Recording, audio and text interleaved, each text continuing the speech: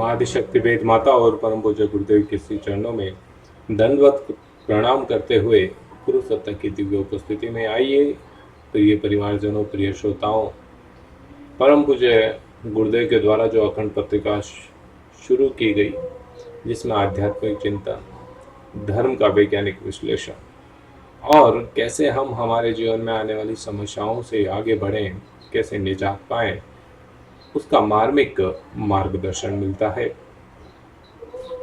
आज का प्रसंग हम हमारे जीवन में सफलता कैसे प्राप्त करें, इसके लिए किन किन बातों पर हमें ध्यान देना चाहिए।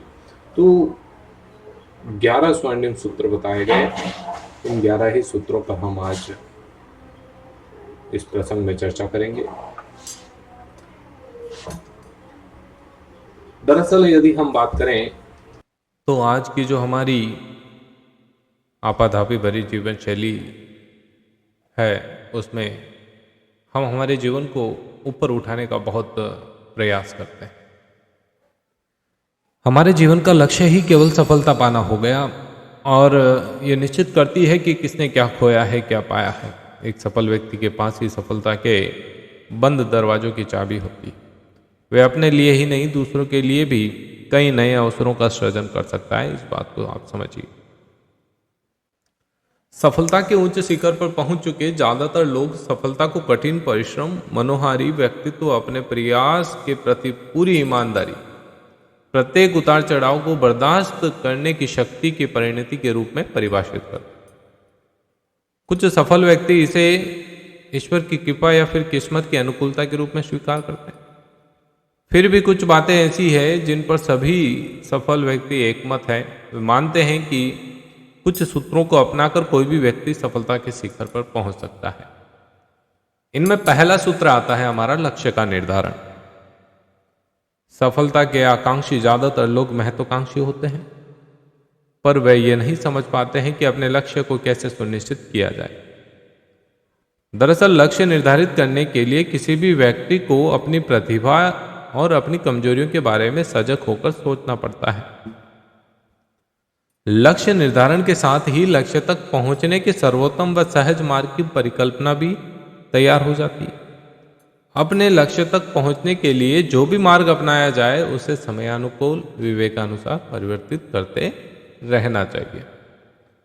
तो सबसे पहला सूत्र हमारा क्या? लक्ष्य का निर्धारण होना चाहिए। दूसरे सूत्र की बात करें तो दूसरा सूत्र है संसाधनों का सदुपयोग होना चाहिए। एक मानव के रूप में हम जन्म से ही कुछ न कुछ संसाधनों को प्राप्त करते रहते हैं। जीवन को पल्लवित पुष्पित करने के लिए आवश्यक सारे संसाधन इस सृष्टि के कण कण में बिखरे पड़े हैं, ये बात हम जानते हैं। भोजन, आवास, स्वास्थ्य और शिक्षा की बुनियादी सुविधाएं तो हमें उपलब्ध है ही, साथ ही अभिभावकों और शिक्षकों द्वारा प्रदत्त अंतर्दृष्टि भी एक अमूल्य संसाधन है, जिसे ज्यादातर लोग भूल जाते हैं। विभिन्न ज्ञान विज्ञान का खजाना हमें पीढ़ी दर पीढ़ी विरासत के रूप में मिलता ही है। सफल होने के लिए व्यक्ति को चाहिए कि वह इन संसाधनों का अधिकतम प्रयोग बहुत सोच समझकर, सूझबूझ और संयम के साथ करे। यहाँ पर यह अवश्य ध्यान रखना चाहिए कि सही संसाधनों का प्रयोग गलत लक्ष्य पूर्ति के लिए करने पर सफलता हाथ से फिसल जाती है। सफलता का तीसरा सूत्र है हमारा सीखने की चाह होनी चाहिए। अहंकारी व्यक्ति को अपना लक्ष्य हासिल करने में अनेक बाधाओं का सामना करना पड़ता है। ऐसा क्यों? क्योंकि दुनिया का सर्वोत्तम शिक्षक भी ऐसे व्यक्ति में ज्ञान की ज्योति नहीं जला सकता। सफलता के लिए एक सबसे अनिवार्य है कि नए विचारों को सीखने और ग्रहण करने की प्रवृत्ति विकसित की जाए। इस प्रवृत्ति को अपनाकर ही किसी अन्य की उपलब्धियों से ईर्ष्या द्वेष करने के बजाय उन्हें सराहा जा सकता है, आत्मसात किया जा सकता है। लेकिन दरअसल ज्यादातर होता क्या है कि जब कोई अचीवमेंट प्राप्त करता है तो ज्यादातर लोग उससे ईर्ष्या करने लग जाते हैं, या हमें भी वैसी खूबी नहीं है तो हम उसे ईर्ष्या के भाव से है दृष्टि से देखने लग जाते हैं, ना कि उस खूबी को अपने अंदर पैदा करने का प्रयास करते हैं। चौथा सूत्र सफलता का सबसे इंपॉर्टेंट है कि आपका संवाद कौशल कैसा है। अपनी बात को समुचित और सशक्त तरीके से प्रस्तुत करना भी सफलता का एक अनिवार्य अंग माना गया।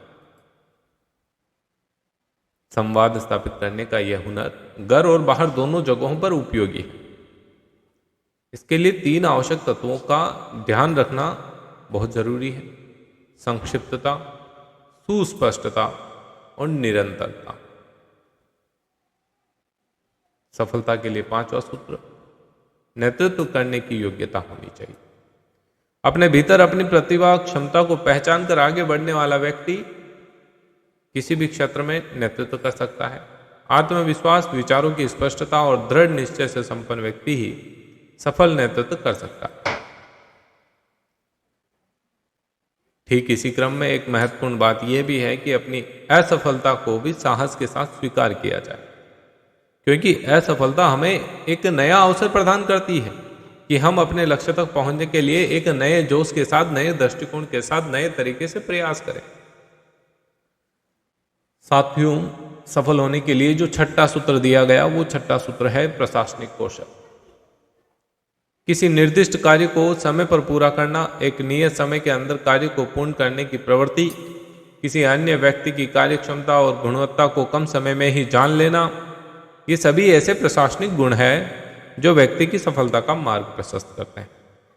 7वें सूत्र के रूप में सफलता के लिए आवश्यक है क्षमा, करुणा और सहयोग की भावना। सफलता की राह में अनेक बाधाओं का सामना करना पड़ता है।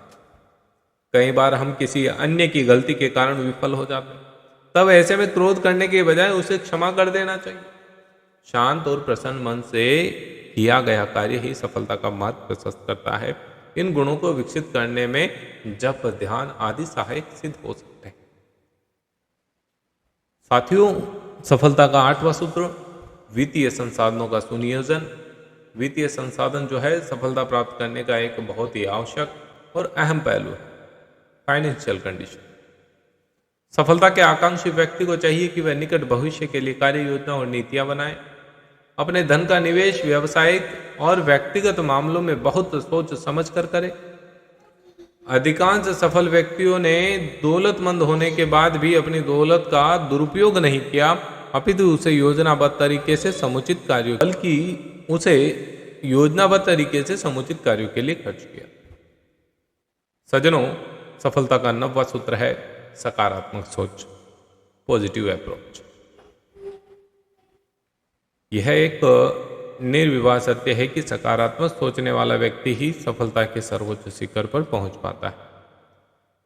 सकारात्मक सोच का स्वामी बनना आसान नहीं है, पर थोड़ी सी मेहनत से इसे जीवन में उतारा जा सकता है। इतना भी ज्यादा कठिन नहीं।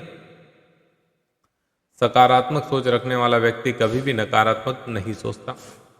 सर्वप्रथम अपने भीतर से हीन भावना का परित्याग कर देना चाहिए। अब मैं क्या कर सकता हूं, कैसे कर सकता हूं, इन विचारों को हमेशा के लिए अपने मन मस्तिष्क से निकाल देना चाहिए। इन नकारात्मक विचारों के स्थान पर मैं क्या नहीं कर सकता हूं, सब कुछ संभव है, असंभव कुछ भी नहीं, इन विचारों को अपने चिंतन का अनिवार्य हिस्सा बना लेना चाहिए। सकारात्मक सोच वाला व्यक्ति कभी भी छोटी बात नहीं सोचता। जब सोच ऊंची होगी तभी उड़ान ऊंची होगी, ऊंचाइयों पर पहुंचा जा सकेगा। गुरुदेव 10वां सूत्र कहते हैं आत्मविश्वास। प्रत्येक व्यक्ति में आत्मविश्वास भरा पड़ा है, आवश्यकता सिर्फ उसे जगाने की है। आत्मविश्वास के जगते ही चिंतन में बदलाव आता है, बदल जाता है हमारा चिंतन, और असंभव लगने वाला कार्य भी संभव बन जाता है। आत्मविश्वास के बिना कोई भी सफलता के शिखर तक नहीं पहुंच पाता। और साथियों, अंतिम सूत्र जो सबसे महत्वपूर्ण है, सही समय पर सही कार्य करना, सही निर्णय लेना। सफलता के लिए व्यक्ति को चाहिए कि वह सही समय पर सही व संतुलित रूप से प्रयोग करना सीखे। समय ईश्वर द्वारा प्रदत्त बहुमूल्य देन है, इसे व्यर्थ बर्बाद नहीं करना चाहिए। अपना समय सार्थक कार्यों में ही लगाएं।